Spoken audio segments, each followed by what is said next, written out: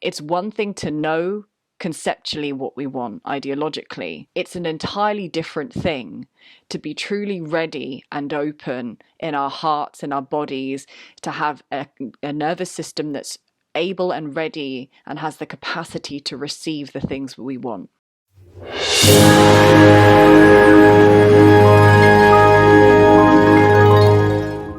Hello and welcome to Temple of Akasha, the home of embodied spirituality with me, Natasha. Boy, have I got a juicy one for you today. We're going to be exploring receivership, the question of being ready. Are we really ready to receive the things that we most deeply want and desire?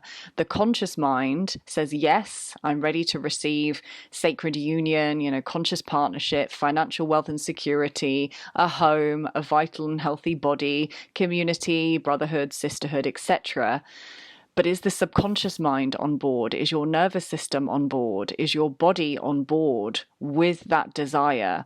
Are you really ready to undergo the process of alchemy and expansion that's required for you to be a match for that reality? We're going to be exploring all of that and more in today's video. Stick with me to the end because I will be sharing a really valuable and simple journaling and embodiment practice for you to be able to unpick this in your own personal process and time.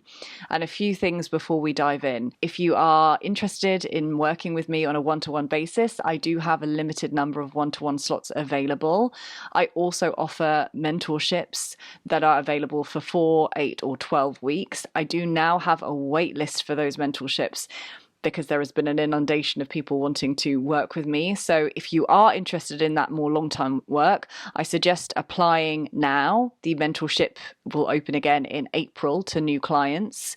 And if you enjoy my content, I would really appreciate if you could like, subscribe, share with the people in your network. It really helps my work reach the right people. So without further ado, let's dive into today's video. So a little bit of context on what inspired this exploration within me. I have been going through a monumental shift in my personal life in the last few months.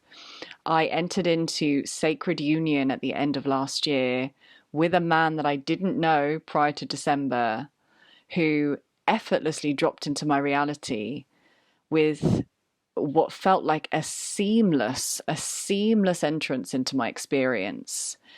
And within a very short space of time, we both recognized each other as the one that we've been preparing for. Those of you that have been watching my content and following along on my journey for a while will know that I've been through a very intense alchemical process with the twin flame journey and preparing for sacred union for many years and arguably many lifetimes. And so this process of attuning to my heart's desire for sacred union, becoming conscious and lucid of that within the last sort of 5 or 6 years, and then doing the work to get ready for that process, it has been quite a journey. It's been incredibly trialing, taxing, blissful, expansive, otherworldly. And in the months leading up to meeting my beloved, I began to receive an emanation from my heart center. The only way I can describe it is like a rose that was blooming with a light at the center of that, which was so tender and so pure and so innocent and so young. And it was a frequency I didn't know, but I could feel that it was something very, very, very pure indeed. I knew it was something very new. It had that real kind of spring energy to it. It was new, it was young, it was incoming, and this was a really prophetic heart vision. And I knew that love was coming. I didn't know where from. I didn't know if it was going to be with my original counterpart or with someone else, but I'd released attachments to the person, and I chose to stay attuned to the frequency of the heart and the vision that God had given me for union. And then I met my counterpart, my current beloved, at the end of December. And this man, this being that I have had the blessing to be partnered with, ticks every single box on the checklist that God put in my heart. This was not a a kind of ideological checklist as such. I wasn't being really rigid in my mind. It was what my heart deeply desired in a partner and in partnership that was very alive in my heart. My beloved not only ticks every single box, but he ticks boxes I didn't even know were there and were in existence in my heart. That's the thing with the God-given visions and desires we have. If we can follow the desire, the frequency of the desire, what manifests is almost always so much better than what we can imagine for ourselves. But in the wake of this incredible man entering my reality, ticking every single box on the list, this is the partnership, the union that I've been dreaming of, and that I feel that God has been preparing me for so long for. To be able to fully receive that, to receive him and his beauty and his luminosity, to receive our union in its depth and its heights and its potential, to receive the life that is now unfolding for us. We are flying to New Zealand together, his home country, in less than 2 weeks, and we are embarking on an epic journey and huge monumental changes in our personal lives. He's leaving his job. We're going to go traveling together. We're going to create a lot of content together. We have many, many heart visions that we want to birth into the world. This is an entirely different life for us both that's emerging. This is what I felt was coming all of last year, that I was preparing for, this very different life. And in the wake of all of that, what has arisen is a tremendous amount of resistance. And that's really what I want to speak about today. Because, as I've said, the conscious mind has an idea about what it wants. It may be lucid and aware of the desires of the heart. It's one thing to know conceptually what we want, ideologically. It's an entirely different thing to be truly ready and open in our hearts and our bodies, to have a nervous system that's able and ready and has the capacity to receive the things we want. And what really, alongside my own personal expansion process that's underway, what also really inspired this exploration was a question that I kept seeing being bandied around by women in my field, women in, conscious communities online. And that was the question of, where are all the good men? I kept seeing this question, where are all the good men? For the women that are preparing for sacred union, they're looking for their king, quote unquote, where are all the good men? From the vantage point that I've now landed at, my question back to those women would be, are you ready to receive a good man? Are you truly ready to receive a good man? Are you ready to receive a man that is safe, consistent, loving, honest, devoted, trustworthy, available? Or at an unconscious level, are you still rigged for dysfunction, chaos, uncertainty, disappointment, rejection, abandonment? This is what we're dealing with when we are expanding and growing and manifesting or co-creating with God. We are having to terraform our entire inner landscapes. So that's not just the kind of conscious mindset. This is the subconscious mind, which governs 95% of our consciousness. The subconscious mind is the driving force of your reality. Okay, so if you are desiring something consciously and you're not yet seeing that reflected back in your reality, because all is available in the now moment, all realities and potentialities are available now, it's how much resistance we hold to receiving those things that is the real core issue or challenge for us as humans. God's love, God's creative powers are infinite. How ready are we to be the conduits of that energy and to receive it in form? That's another matter. And the 95% of our consciousness, which is formed of the subconscious mind, most of those subconscious beliefs, self-concepts, habituated tendencies and behaviors, they're formed very early on in our lives. And they take a lot more effort, consistency, diligence to reprogram and to retrain. You know, the thoughts of the conscious mind, they change like the wind. You know, it's just, this is not the issue. I mean, getting this, being mindful with the conscious mind, you know, so that it's not running riot like an untrained puppy, that's one thing. But it's the unconscious or the subconscious mind and all of the content that's stored in our unconscious that really determines whether we get what we want or not.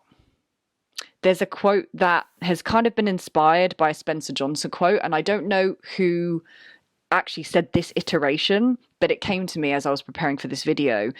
You don't get what you want, you get what you believe you deserve. You don't get what you want, you get what you believe you deserve, right? So the conscious mind wants something, taps into the heart, okay, I want that thing. The unconscious and the subconscious mind says, yeah, but I don't deserve it. And we're really going to get into the resistances and the blocks to our desires in this video, because I've realized that manifestation or co-creation with God or calling in, really what we could say is just magnetizing from the heart center, our desired expression and reality requires a tremendous amount of alchemy. And I don't think people truly appreciate the fact that if you want change in your life, if you want to experience something differently, or if you want to have a different experience, you actually have to change. You actually have to become something and someone new. You actually have to shift. And I don't think it's spoken enough about the amount of work that's required mentally, emotionally, physically, spiritually, to shift out of very deeply rooted and deeply seated limitations based on fear, struggle, scarcity. It takes so much work and dedication to the shadow work process, to delving into the subconscious mind, to making light of unconscious content and alchemizing that and witnessing it with love. It takes so much dedication to that, to then be a viable vibrational fit and match for the things we truly want. Because until we clear out the junk that's in the way, we are still being governed by predominantly fear of our desire, rather than actually deeply being aligned with and open to our desire. So one thing that I think is really important in this process of becoming lucid to our heart's desires and then actualizing them is recognizing what is the desire behind the desire. Because if you are struggling to receive that thing into your reality, if you're struggling to co-create it, inform and manifest it, it's important to really understand what it is you're actually resisting. So I've got a couple of examples here. Perhaps you desire sacred union. Perhaps you desire financial freedom and wealth. Perhaps you desire a home. Okay, I'm just going to use those three examples. Those aren't actually your desires. They are the surface level desire as you kind of experience it and see it. They're almost the consequence of the real desire, you could say. So let's say that sacred union is one desire you're aware of. What's the real need or desire behind sacred union? It might be, and that this is going to differ for everyone, depending on what your heart's vision for sacred union is. But generally speaking, it might be love, intimacy, play, creativity, vulnerability, okay, authenticity. What is it that you're deeply desiring? What is elicited within you when you feel into the frequency of sacred union? What is it that you really want? I want deep love. I want to know God, right? These are the real desires. And therefore, those are the things that you have the resistance to. It's not the union. It's the love, the play, the vulnerability. On some level, your being, and we'll come on to this, doesn't feel safe to have those things, or doesn't trust having those things, or doesn't feel worthy of having those things. So another example, as I've said, financial wealth or freedom. Financial freedom is the consequence. What is it that you deeply desire when you say you want financial wealth and financial freedom? Freedom often comes up for people. I want the freedom to do whatever I want. I want safety. Often money provides people with a sense of safety. So again, if you have an issue with manifesting or receiving more money into your reality, it's worth looking at what is it about financial freedom that you deeply desire? How does that make you feel? What is elicited when you think about having it? That's what you're unconsciously resisting, not the wealth itself. And again, another example, home. So home is something that I've been conscious and aware that is a burgeoning desire within me, having not really had a consistent, safe home of my own ever. So home for me represents safety, security, nourishment. If I struggle to manifest that in my reality, it's not the home that I'm unconsciously resisting. It's this sense of safety, security, and nourishment. Okay, so you're conscious and lucid of your heart's desires. You're struggling to, manifest them in form. Why do you hold resistance? Why do we hold resistances to the things we want? It doesn't make any logical sense, right? I want this thing, so of course I should just be able to receive it. But as I've mentioned before, we're not just dealing with the conscious mind, we're dealing with a lot of conditioning and programming and habituated ways of being that may not marry up with our conscious desires. So let's talk about why we hold resistances and what the blocks are for us to receive the things that we deeply desire. I've kind of distilled these down into 3 key areas, but again, this is going to be nuanced and it's more complex than these 3 things alone. But these are the 3 core things that I've identified. And they are safety, trust, and worthiness. And you could add, just as an aside onto that, and this kind of merges with those 3 as well, but really it's doing the deep heart work and alchemy to open the heart again. Living in a world with the collective heart has been shut for a long time, and we've been really desensitized to the purity and the innocence and the wisdom of the heart center, to 5D consciousness, if you like, to unconditional love. That's not a familiar frequency on the planet, as you might have noticed. We're slowly reawakening to the gnosis of that being a deeper truth. And so that's an addition, that's an aside that I might go into at the end. But let's explore those 3 core resistances of safety, trust, and worthiness. Now, the first one, safety, is really important for us to dive into. It's important for every single being, but I would say that the resistance to feeling unsafe to have what we want, I would say, is particularly prominent for women. And I'm going to explain why. We must recognize the energetics of what it means to receive. Receivership is a feminine principle. Now, this is not about sex or gender. This is about qualities of consciousness. Feminine energy is generally, if you look at the yin yang, right? Feminine energy is the receptive energy. It's a passive energy. It's a quote unquote surrendered energy, as in it's not an active principle. Okay. It's a surrendered energy. The closest and most kind of tangible and arguably the most obvious example of, feminine and masculine energy at work is the yoni and the lingam. Okay. The yoni receives the lingam. Okay. I want you to just feel into the quality of receivership from an energetic perspective. It's an incredibly vulnerable thing to be open, exposed, to be in a state of receptivity, to be in a state of receiving, allowing, means that you must have another energy that's penetrating your field.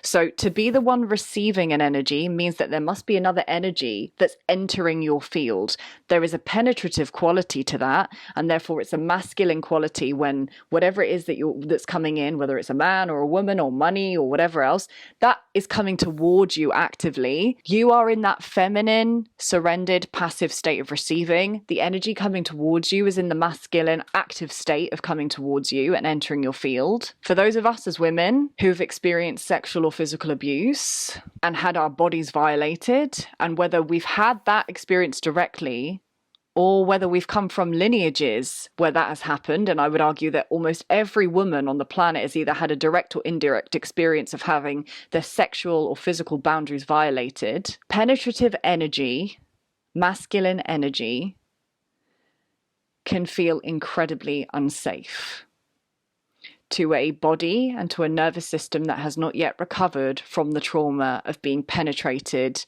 without consent. This is really big. This is very complex. It's nuanced.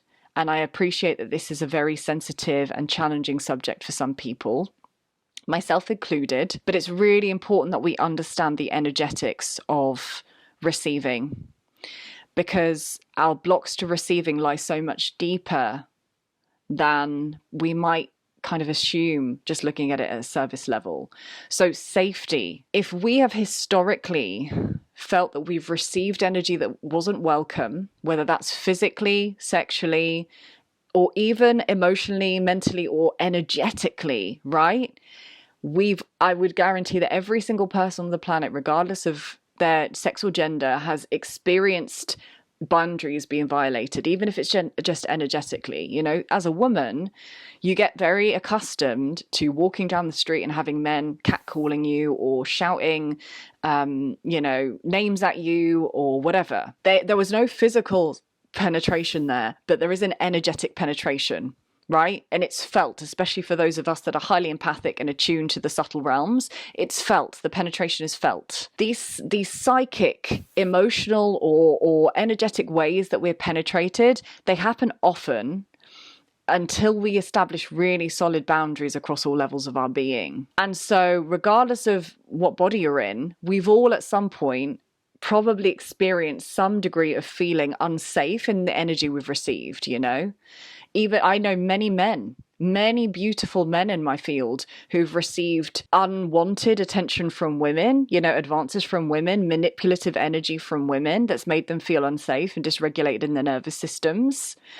It goes both ways. So this is not an attack on men by any means, but I'm saying that masculine energy, because even someone entering your field, regardless of the body they're in, entering your field without invitation or in an unsolicited manner or in a way that doesn't feel safe, regardless of who you are, it's going to potentially dysregulate your nervous system and make you feel unsafe.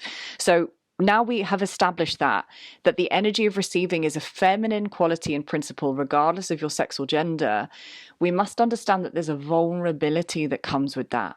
To lean back, to no longer be the one that's in the active doing state, but is actually ready to just receive and allow an energy to come towards you. There's a vulnerability in that. There's a vulnerability in opening to having the thing we want. And historically, as I've said, if we haven't had healthy or safe experiences of the energy we've received, what happens at a nervous system capacity level is that we make an unconscious decision that any new energy coming in, whether it's seemingly positive or not, we can often feel very overwhelmed by, because at an unconscious level, we're registering a potential threat. And this is huge. When I started to unravel my resistance to having money and my resistance to receiving a conscious, available man in my field, I started to hit on the fact that, okay, there's more here. There's so much more here. There is actually a deep sense in my body and my nervous system that receiving any more is overwhelming. Even if I'm in poverty, even if I am dealing with a lot of physical lack, having more feels overwhelming. It doesn't feel safe. It feels like too much. So we really have to, in our inner work process, become so aware that if we are calling in more money, more love, more availability, more physical, financial, material abundance, more energy, more vitality, even more health, what we're doing there is we're asking for an increase of energy in our field. If your system already feels at maximum capacity because there's still a lot of unprocessed trauma in your system, or there's still a lot of unprocessed stress energy in your system is not going to want to receive more. Even if that more is going to get you the desire or is going to allow you to have the thing that you desire. At an unconscious level, it feels like overwhelm. It feels like too much. If you are processing a lot of survival stress, more doesn't feel good. It feels overwhelming. It feels like a threat. So we must be willing to work through the reason why we are still processing a lot of survival stress, while we're still operating from a lot of survival stress. Through therapy, through somatic work, through, self-inquiry and shadow work, we must be willing to do the alchemical work to understand why we're operating from that survival stress space in the first place. So much of this work, this spiritual work, is actually gently and easefully bringing the body, the nervous system, the human up to speed with the soul's frequency. It is a process that I believe must take time for most people because of the rate and the degree to which we are being encouraged to expand. It can be too much too soon, you know? So much of this spiritual work is actually working with nervous system capacity, regulating the nervous system again, moving out of fight or flight, moving out of survival stress and anxiety, moving into a space where we feel safe to be habituated in the body again, where we feel safe to be embodied. This is so much of the foundational work of our spiritual process. It's allowing the soul to descend into and occupy the physical body and be here, to be fully here. And to do that, we have to move all of the unconscious content that's in the way, that's taking up that valuable space. And so off the back of that, I also just want to touch on your nervous system set points and what may feel safe to you at an unconscious level. And again, this is nuanced and it's complex.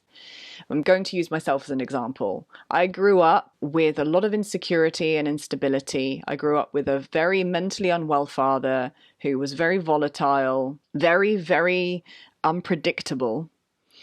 And so my experience of masculine energy as a child, and my experience of my early life as a child in general, we moved a lot, we lived in women's refuges. The early years of my life were very destabilizing. And so in order to survive, the nervous system begins to normalize whatever it's been exposed to early on as a coping mechanism, right? I've got to be able to handle what's coming my way. So I normalize stress and dysfunction and destabilizing experiences. I normalize that, okay? Now, as a child that was dealing with a lot of instability, that coping mechanism served me. My nervous system's a capacity to be malleable and to accept unsafe experiences as normal was kind of essential for me to just surviving and not going insane. But as an adult and growing up, that unconscious tendency to view insecurity, uncertainty, volatility as normal does not serve me. And so another thing we must be aware of is when we are calling in something, or i.e. the heart is magnetizing a different experience in, an expanded experience in. For me with Sacred Union, that was an available, safe, trustworthy, loyal, devoted, God-centered man, very different to my father. And so you can see there's a chasm that forms between what the unconscious mind and the subconscious is used to and conditioned to and habituated to experience, and what I'm consciously being moved towards by God. There's a lot of reparation needed, right? There's a lot of repair needed to make sure that my body, my nervous system is ready to recognize a safe, healthy, well-regulated man and to be able to accept him and to not, you know, because again, if I'm used to dysfunction, what tends to happen, this is a very kind of fearful, avoidant tendency. If you're interested in attachment styles, I've been very fearful, avoidant for most of my life. And so I typically would view a safe man and think he was boring because I'm so used to fireworks and explosions, right? This man is consistent. He's stable. Where's the fun in that, right? Because the body, the nervous system becomes habituated to the highs and lows, right? And all of the chemical changes that come with these really extreme states in the body. And so much of this work, when we are looking to receive our desires, is to actually reprogram our bodies and nervous systems for genuine safety and to recognize all the ways in which perhaps what feels safe at an unconscious level may not actually be truly safe, or may not actually be our heart's highest vision of safety for us. And so repair and healing is needed there. Okay, the second point that I want to mention is trust. So this kind of comes hand in hand. It's kind of synonymous with that first point of safety. But for us to be able to receive the energy of our desires in our physical reality in manifested form, we have to be able to trust life and to trust God. This is one of the biggest wounds that we're clearing as spiritual beings having a human experience in this very polarized world. It's a mistrust of God, right? Because we've had we could say that there are so many examples in the physical world where God has been absent. How can I trust God if wars happen, if genocides happen, if, famine happens, if pedophilia happens, if rape happens, all these inhumane, awful, depraved experiences and things that are going on the planet? How on earth can I trust the Creator? How on earth can I trust life, right? And so the heart closes down. The nervous system stays in fight, flight, or freeze, or fawn. Okay, it stays rigid. It stays dysregulated. How do I trust life again? This is a process.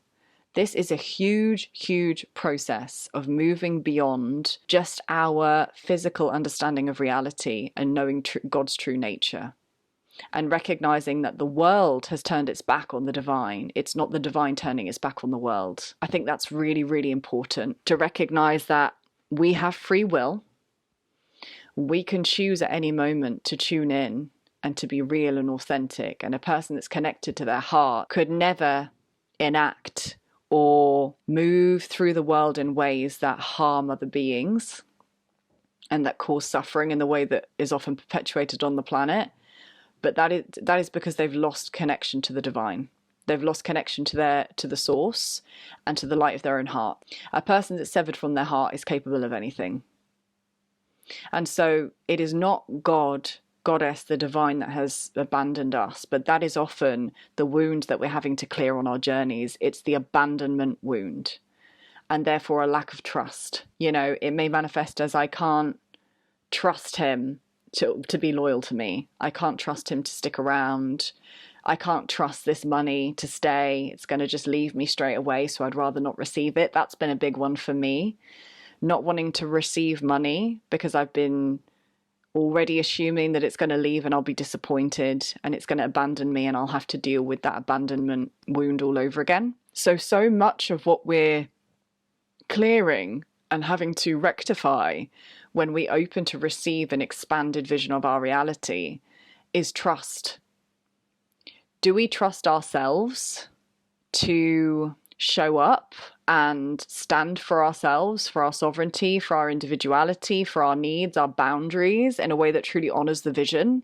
Do we trust life and God in a world that often feels absent of deep love and the sacred? It really requires such deep work for us to attune to God's presence in a world that feels very spiritually impoverished sometimes. So in order for us to be able to receive this, and as I've said, this is very synonymous with safety, we are really having to deeply fall into a space of self-love and self-trust within, and to really repair our relationship to the divine. And so many of the things that I spoke about in the safety piece apply here too. This is a lot of reprogramming of the subconscious mind. This is a lot of having to gently and easily regulate the nervous system again, and really attuning to and connecting to the heart again, and moving beyond and alchemizing the traumatic experiences that have felt deeply unsafe and have left us feeling very much in a sense of kind of mistrust with the world. The third piece that I want to touch on is worthiness. Now, worthiness and am I good enough or I'm not good enough, these are kind of synonymous, but I'm going to kind of encapsulate all of these kind of core wounded self-concepts as unworthiness for the sake of this video. And so what I've noticed in my own experience and what I often see playing out with my friendships or with clients is this sense that I'm not actually worthy, or I'm deficient in some way and therefore not worthy of receiving what it is that I want. And again, this is so nuanced, and there will be a myriad of reasons why we have come to form that belief.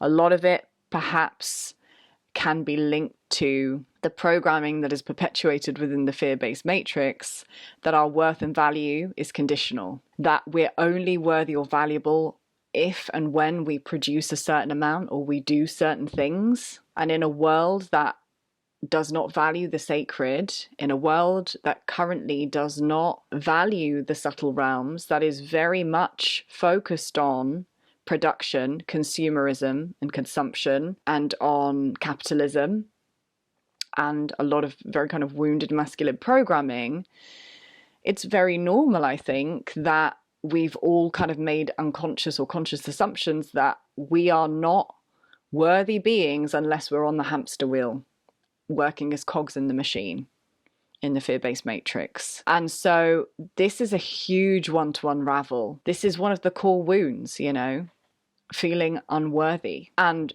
so much of the wounding here is also linked to shame. And shame is one of the trickiest shadow aspects to work with, because it's like a slippery eel. It doesn't want to be witnessed. When you think about the shame, it's like it wants to hide in the shadows, right? The very essence of shame is that I am bad. It's a belief that I am bad, I am deficient. And you can imagine, if you were to kind of personify that as a belief, it's a very shadowy, hidden aspect. So when we're dealing with unworthiness, we're often having to deal with and meet a tremendous amount of shame within ourselves. And I've also seen, and this applies to all of the points that I'm mentioning, that at this point in our evolutionary process, those of us that are really dedicated to, you know, expanding into our soul territory, into soul growth, soul wisdom, soul gifts, to be walking our dharmic path, we are now unraveling deep-seated ancestral wounds and wounds that have been carried through our lineages, and therefore then rippled out into the collective. These are deep-seated wounds. These are deep-seated beliefs. They are usually not just our own. We are unraveling generations and lifetimes of conditioning, of wonky conditioning, that worth and value are conditional, that I'm only good enough or worthy when or if ... And so much of the healing around this, in order to be able to receive, is the recognition of our innate worth and value. And this comes back to my 5 pillars of self-love, being able to deeply, deeply tend to ourselves, our needs, our boundaries, our values, our goals, and to validating ourselves, to recognizing ourselves first. And when we do that, when we start to recognize our true worth and value beyond the conditional standards that have been imposed on us by society, we start to heal and repair this wound. And, you know, as I've said, there are many reasons why we might form this wound, but a lot of this work is also reparenting ourselves. We may have directly or indirectly received feedback from our caregivers as children that we're not worthy or valuable, or we're only worthy or valuable if we get the grades, if we perform in a certain way, if we stay quiet, you know, if blah, blah, blah. And actually, so much of the work now is tending to ourselves as we would a vulnerable child, and saying, I see you, I love you, I've got you. And being able to deeply recognize our uniqueness, the qualities that only we bring forward, that no one else can, because there's only one expression and iteration of us in the world. To really see our innate value and worth, our unique frequency, our unique color and flavor and quality that we bring through, to truly value that and see that first. And when we do, our world and our reality starts to reflect that seeing of ourselves back to us. We start to feel more seen and validated in the world too. I've seen this so much in my own experience, that self-validation and self-love always then creates a reality that reflects that, a world that also seems to see me more. But it starts with all of us individually doing the healing and the reparation work. And so if we don't feel worthy of receiving, right, if in some way we feel shameful of having the desire we want, we're not going to even try to open the heart. Or if we do try to open the heart, then we're going to move through a lot of contraction and a lot of guarding, right? So much of this is expanding our capacity to hold more, as I've mentioned before. And it's really moving into a space of recognizing that there's no hierarchy in the things we want, that we are not above or below sacred love, that we are not above or below money, that we are not above or below a home or anything else, all right? That there is no hierarchy energetically, right? That money is not evil, it's not more powerful than us, It's just another expression of energy. When we start to move beyond the physical presentations and hierarchical standards that are established in society, and we start to see the energetic nature of this reality, that makes it easier for us to recognize our true nature, and therefore the true nature of our desires, as equal to us and seeded by God for us to claim. And so very briefly, before I move on to the journaling and embodiment piece, I just want to touch on the heart alchemy that's required for us to receive our desires. Now, of course, I've mentioned this in the other areas too, but when I'm speaking about heart alchemy and heart opening, what I'm really saying is this: your desires, as I mentioned earlier, are going to both excite you and probably terrify you. They're going to expand you, expand what's possible for you, expand the vision that even you hold for yourself. They're going to take you to new territory. They're also going to challenge all of those established ways of being, habituated ways of being, those kind of rigid identity structures and those guards around the heart that are there to protect you and keep you safe, but may no longer serve you. And so when we are opening to receive our desires, what God is asking for us or of us is to become deeply, deeply authentic and vulnerable. And I don't mean vulnerable in a kind of emotionally volatile or in a way that means you've got to overshare with the world. I mean true vulnerability. I mean experiencing our hearts, experiencing the content of the heart without guards and letting the innocence of the heart speak, so that means being really willing to be honest with ourselves and others, being really willing to see ourselves in others, being willing to move beyond games and game playing and distorted dynamics, and to live from truth, which feels incredibly exposing. So if you are calling in, if your heart is magnetizing in a new expanded vision for yourself, of yourself, for your reality, of your reality, you must be willing to meet and alchemize all that is not love. That's really what is happening in this process as we open the heart and we return to communion with God, first and foremost. We are having to meet all of the contents of the heart, all the contents of our lived experiences that are not or have not felt loving, to meet those things with love and to return to love as our home base. Again, an incredibly vulnerable experience, an incredibly vulnerable process. And this process of opening the heart also requires you to be a more authentic, more embodied and more fully expressed version of you, which also feels incredibly vulnerable, right? Say your dharmic path, the vision of your heart is to be a spiritual teacher. Well, maybe you're going to be guided to run seminars or workshops or retreats, and maybe you hate public speaking, or maybe you hate speaking in front of crowds. So it's going to feel vulnerable to enact that, right? Because you're having to meet a comfortable edge and move beyond it. Maybe your desire is for sacred union. And what that actually means is meeting God with and through another person. That is the stripping of the heart walls and armor to commune with God in the heart center through the channel and vessel of love. You can only truly meet another in deep love and divine love if you are willing to bare your heart to that person, to yourself, with openness, with authenticity, with vulnerability. That means being witnessed in all of the ways that you might find shameful, that you might feel small in, that you might feel unworthy in, all the areas that you feel, scared to be witnessed in, that you feel fearful of being witnessed in, all the parts that you may try to hide from others or yourself will be exposed in these very intimate containers. That's not an easy thing. Your partner in sacred union becomes the most intense mirror for you to see yourself clearly, to see all of you reflected back to yourself through the eyes and reflection of another. It's a very vulnerable and often confronting thing. And so if you really want to call in and magnetize in the desires of the heart,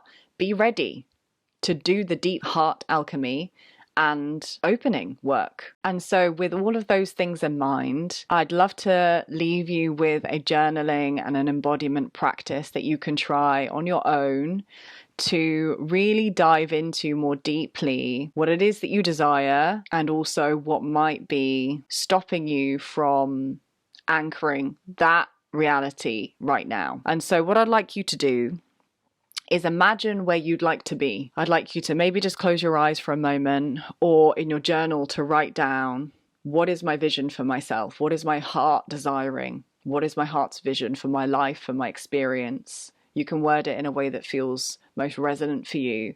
But I want you to envision and feel where you want to be. What's the heart desire?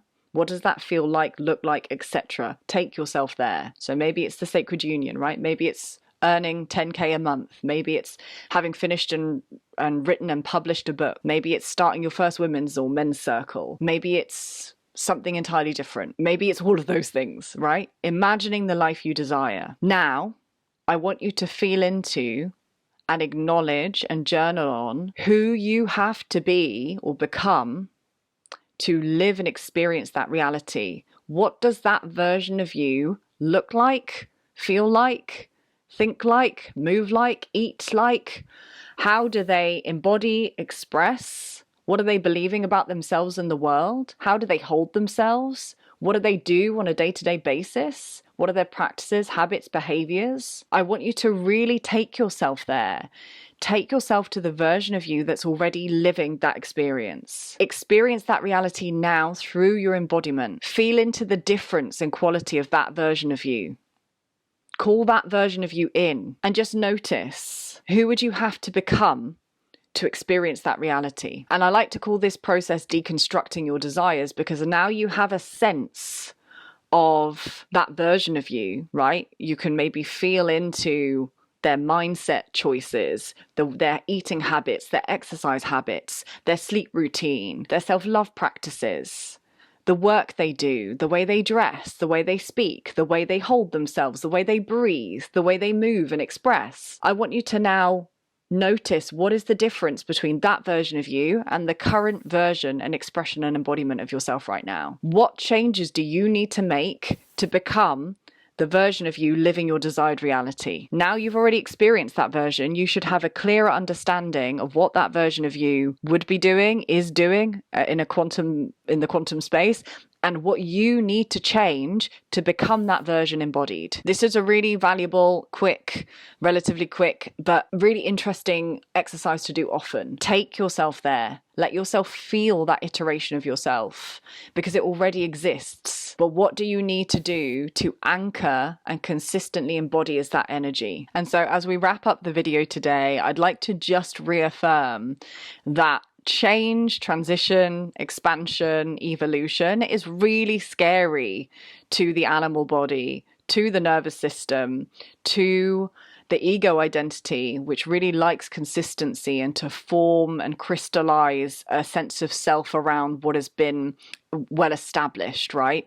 So whenever this spiritual journey is a process of constant alchemy, of death and rebirth, of expanding into more of our allness, we're going to naturally come up against resistance on this journey. So be compassionate with yourself and tender with yourself during this process, because it's not an easy thing to embody our allness, our divine luminosity in human form, with all of the kind of biological programming and conditioning that we hold, with all of the societal conditioning that we hold, that really encourages us to stay small, to stay safe, to stay comfortable. Even if that comfortability is a prison and a cage, you know, there is still a sense of safety in that cage and in that imprisonment. And so this process of moving towards a heart-led, soul-led life, it takes courage, and it does take patience, it does take compassion, because we are working with an animal body and a biological system that is very much wired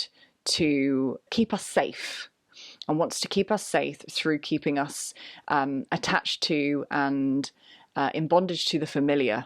And so our spiritual journey tends to be very much at odds with our animal body conditioning and programming. So be compassionate with yourself, take your time during this process, but know that you can and will call in and actualize your heart's desires, and more than you can ever imagine for yourself. But it will require your love for yourself, as well as your deep dedication, devotion, vulnerability, authenticity, trust. It will require all of you to show up, to be on board, to be dedicated to transformation and alchemy, to moving beyond comfortable limits. And it will require your courage to do all of that. And it will require your faith. It will require you, in the moments when you think you can't see or feel the divine, to know that you are loved in those moments anyway and always. And actually, that sense and gnosis that you are loved by God, Goddess, Source, even in the moments when you can't necessarily see or feel it, or you don't feel like you've got evidence of it, those are the moments that truly help you to alchemize deeply, when you can remember that, and when you can really maintain your faith in the moments of darkness or in the moments of transition and metamorphosis. So I'm sending so much love and gratitude. Thank you for being with me here today. I hope this has been valuable. I'd love to hear your thoughts, feedbacks, or comments in the comment section below. And I really look forward to connecting with you again in the next video and sharing all of the updates and the changes and the transformative shifts happening in my reality with you really, really soon. Take good care.